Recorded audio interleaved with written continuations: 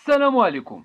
حلم خير وسلام خير وسلام. المنتخب المغربي ان شاء الله باذن الله الماتش الاول ربحوه 1-0. ماركاش واحد الانسان ما عرفتوش، شي واحد جديد معاهم. ايوا سيدي الماتش الثاني 3-0 ويمكن كاين زياش في البيت، ماركا شي بيت. المنتخب غادي يدوز ان شاء الله باذن الله بسبعة النقاط.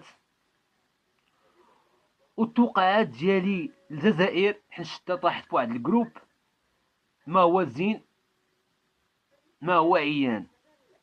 أنغولا، أنغولا كنحترمها، عندهم كلهم محترفين في البرتغال. الجزائر غادي تخسر الماتش مع أنغولا، وغادي تعادل مع هادوك كلهم. سافو كوا سافو غادي يبقاو عندها جوج نقاط، يعني غادي تقصى الجزائر من كاس افريقيا. التوقعات ديالي بالجزائر. اما